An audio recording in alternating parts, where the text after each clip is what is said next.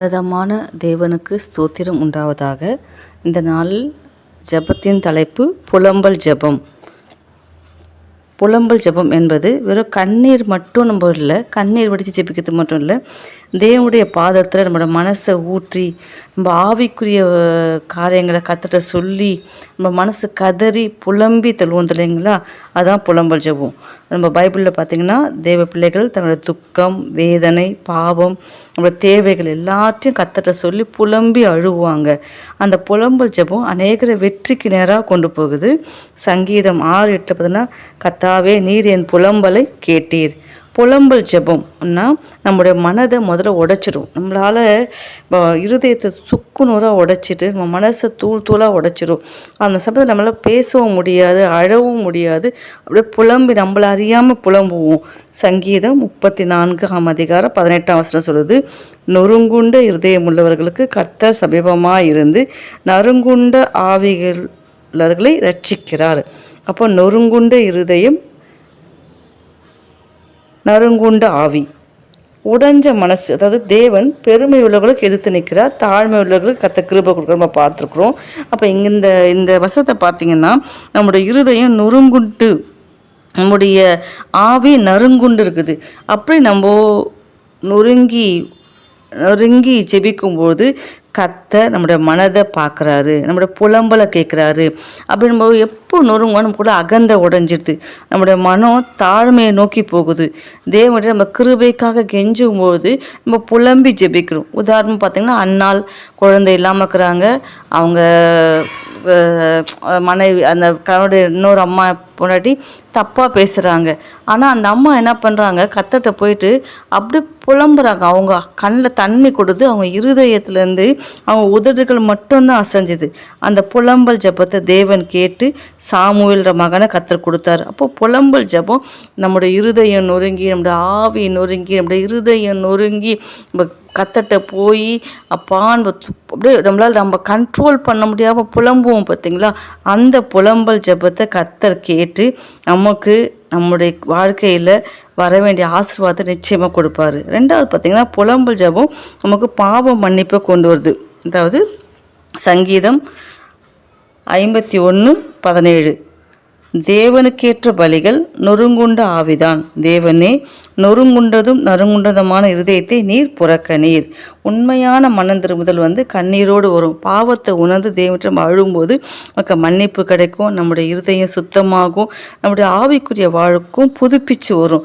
தாவீது தான் பாவத்தை உணர்ந்து புலம்பி ஜெபிச்சதன் விளைவாக கர்த்தர் இந்த சங்கீதம் 51 ஃபுல்லாக நீங்கள் படிச்சிங்கன்னா தெரியும், தேவனே என்னுடைய மீறுதல்களை நீங்கள் என்னை சுத்திகரிங்க, என் அக்கிரமம் நீங்கள் என்னை சுத்திகரிங்க அப்படின்னு அவர் புலம்பி அழுது ஜெபிக்கிறாரு. கர்த்தர் அவர் பண்ண எல்லா பாவங்களையும் மன்னித்து இருதயத்துக்கு ஏற்ற மகனாக மாற்றினார்.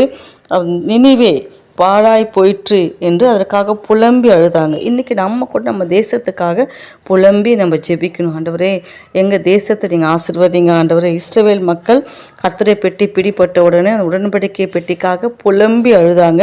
கர்த்தருடைய ஜெபத்தை கேட்டு திரும்பவும் அந்த உடன்படிக்கை பெட்டி ஓபேத் ஏதோம் வீட்டிலேருந்து தாவீது திரும்பவும் கொண்டு வந்து அந்த இடத்துல வச்சு ஜனங்க எல்லாம் உடன்படிக்கை பெட்டிக்கு முன்பாக ஆரவாரத்தோடு ஆர்ப்பரித்தாங்க.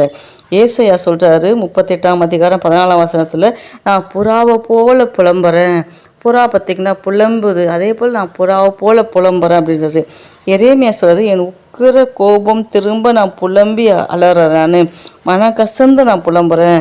அப்புறம் புலம்பலை நீங்கள் கற்றுக்கொள்ளுங்க, ரெட்டை உடுத்தி கொண்டு நான் புலம்புறேன் அப்படின்னு அவர் சொல்கிறாரு. எப்ராயிம் துக்கித்து புலம்புவதை கேட்டேன். எரேமியா 31:19 சொல்லுது. அதாவது திரளான ஜனங்கள் புலம்புறாங்க, கர்த்தராவே இந்த விஷயம் தூக்கி எடுங்க, புலம்பலோடு எடுத்து திரும்பி வாருங்கள். யோவேல் 2:12 சொல்லுது, புலம்பலோடு என்ன பண்ணுங்க, நீங்கள் எனக்கு திரும்பி வாருங்க. சகரியா சொல்றாரு, ஒரே பேரானுக்காக புலம்புகிறது போல புலம்புங்க, தேசமே புலம்பி கொண்டு இருக்குது. ஒவ்வொருத்தரும் என்ன பண்ணுறாங்க, இந்த நாட்களில் புலம்பி அழுகுறாங்க. நம்ம புலம்பி அழுகிற ஜெபத்துக்கு கர்த்தர் அற்புதத்தை கொண்டு வருவார். என் கண்ணீர் உங்களுடைய துருத்தியில் அல்லவோ இருக்கிறது. நம்முடைய கண்ணீருக்கு கர்த்தர் அலட்சியம் பண்ண மாட்டார், நம்முடைய கண்ணீருக்கு கர்த்தர் பதில் கொடுப்பாரு. அது தேவனுடைய பார்வையில் ஒரு பொக்கிஷமாக, நம்ம ஜெபத்தின் சாட்சியாக, நம்ம பதிலுக்கு ஒரு விதையாக அந்த கண்ணீர் தேவ சமூகத்தில் போய் எட்டுது. எசேக்கியா ஜெபிக்கிறார்ல, ஆண்டவரே இந்த மரணத்திலேருந்து என்னை நீங்கள் மீட்டெடுங்க சொல்லி சுவர் பக்கமாக திரும்பி அழுது புலம்பும் போது கர்த்தர் அவர் கண்ணீரை கண்டு அவர் ஆயுசு வருஷங்களை கூட்டி கொடுத்தாரு. அப்போ நம்ம புலம்பலை கர்த்தர் நிச்சயமாக மாற்றுவார். நம்ம புலம்பு அழுது ஜெபிக்கும் போது கர்த்தர் நம்ம தேசத்துக்கு ஒரு சேமத்தை கொடுப்பாரு. 2 நாளாகவும் 7:14 சொல்லுது, என் ஜனங்கள் தங்களை தாழ்த்தி ஜெபம் பண்ணி என் முகத்தை தேடினா நான் நிச்சயமாக அந்த தேசத்துக்கு சேமத்தை கொடுப்பேன். அப்போ நம்ம தேசம் நல்லபடியாக இருக்கணும், நம்முடைய அரசாங்கம் நல்லபடியாக இருக்கணும், நம்முடைய வாழ்நாட்கள் நல்லபடியாக இருக்கணும், நம்ம குடும்பங்கள் நல்லா செழித்தோங்கணும் அப்படின்னா நம்ம புலம்பி அழுது நம்ம குடும்பத்துக்காக, சபைக்காக, தேசத்துக்காக, எழுப்புதலுக்காக, நம்ம ஊருக்காக, நம்ம எல்லைகளுக்காக, நம்ம உறவுகளுக்காக நம்ம புலம்பி ஜெபிக்கும்போது கர்த்தர் நிச்சயமாக நம்ம தேசத்தில் ஒரு சேமத்தை கட்டளையிடுவார். நெகேமியா பார்த்தீங்கன்னா எருசலேமின் சுவருக்காக அழுதாரு, உபவாசித்தாரு, அது இடிந்த சுவர்கள் கட்டப்பட்டோம்னு சொல்லிட்டு புலம்பினாரு. கர்த்தர் அவருடைய ஜெபத்துக்கு பதில் கொடுத்து திரும்ப எருசலேமில் அலங்கங்கள் கட்டப்பட்டுச்சு. புலம்பல் ஜெபம் நம்மளை சந்தோஷமாக மாற்றும். கண்ணீரோடு விதைக்கிற நம்ம நிச்சயமாக கம்பீரமாக அறுப்போம். நம்மளோட புலம்பலை கர்த்தர் ஆனந்த கழிப்பாக மாற பண்ணுவார். இப்போ வாழ்நாள் முழுக்க புலம்பிருக்க மாட்டோம். நம்ம துன்பத்தை கண்ட வருஷங்களுக்கு சரியாக தேவன் நம்மளை மகிழ்ச்சி ஆக்குவார். நிச்சயமாக இது கர்த்தர் உண்டு பயில நாள் இதில் மகிழ்ந்து களி கூறுங்கள்ன்ற சொல்ல மாதிரி தேவன் நம்ம வாழ்க்கையில் அழ ஒரு காலம் உண்டு, சிரிக்க ஒரு காலம் உண்டு, புலம்ப ஒரு காலம் உண்டு, ஆனந்த கழிப்பா மகிழ ஒரு காலம் உண்டுன்ற மாதிரி தேவன் சியோனுக்கு தயவு செய்கிற கர்த்தர் நமக்கு தயவு செய்வார். சமயமும் தேவச்சலமும் வாழ்க்கையில் கர்த்தர் நெருட பண்ணுவார். அப்போ நம்மளோட புலம்பலை கூட கர்த்தர் சந்தோஷமாக மாற்றுவார். நம்ம கண்ணீரோடு அழுதோம், கண்ணீரோடு புலம்பணும், ஆனால் கர்த்தர் நிச்சயமாக நம்ம கம்பீரமாக அறுக்க உதவி செய்வார். நம்மளோட அழுகையை கர்த்தர் இன்னைக்கு இல்லை என்னைக்கா இருந்தாலும் நிச்சயமாக நம்மளோட அழுகை கழிப்பாக மாற பண்ணுவார். நம்ம கண்ணீர் ஆசீர்வாதமாக மாற்றுவார். நம்ம துக்கத்தை சாட்சியாக மாற்றுவார். நம்மளுடைய வேதனையை கர்த்தர் வெற்றியாக மாற்றுவார். புலம்பல் ஜெபம் பலவீனத்தின் அடையாளம் இல்லை. ஐயோ அவங்க புலம்பிகிட்டே இருக்கிறாங்க, அவங்க ஒரு பலவீன பாண்டோம், அவங்க ஒரு டம்மி கேரக்டர் நினைக்க வேணாம். நம்முடைய புலம்பல் தேவனை அசைக்கும் ஒரு ஆவிக்குரிய சக்தியாக இருக்குது. மனிதர்கள் புரியாத கண்ணீரை தேவன் புரிந்து கொள்வார். மனுஷன் நம்மளை கேலி பண்ணுவாங்க, இவங்க எப்போ பார்த்தாலும் அழு மூஞ்சி, இவங்க புலம்புறாங்க, இவங்க இப்படி தான் அப்படின்ட்டு. ஆனால் தேவன் அப்படி இல்லவே இல்லை. நம்முடைய கண்ணீரை புரிந்து கொண்டவர், நம்முடைய புலம்பலை புரிந்து கொண்டவர். நமக்கு இரவு வசனம் சொல்லுது, இரவில் அவங்க அழுக தங்கும், ஆனால் காலையில் அவங்களுக்கு களிப்பு உண்டாகும்ன்ட்டு. தேவன் நம்முடைய அழுகையை மாற்றி நம்ம வாழ்க்கையில் கூட களிப்பும் சந்தோஷமும் நித்திய மகிழ்ச்சி நம்ம தலைமையில தங்க கர்த்தர் நமக்கு கிருபை செய்வார். கர்த்தர் நம்ம மனவேதனைகளை மாற்றி போடுவார், நம்ம கண்ணீரை மாற்றுவார், நம்முடைய புலம்பலை மாற்றுவார். அவர் நமக்கு இரக்கம் செய்வார். நம்ம குடும்பங்களை, நம்ம ஊழியங்களை, நம்ம வாழ்க்கையை கர்த்தர் நிச்சயமாக புலம்பலை மாற்றி ஆனந்த கழிப்பாக நம்ம இருக்க கர்த்தர் நமக்கு உதவி செய்வார்.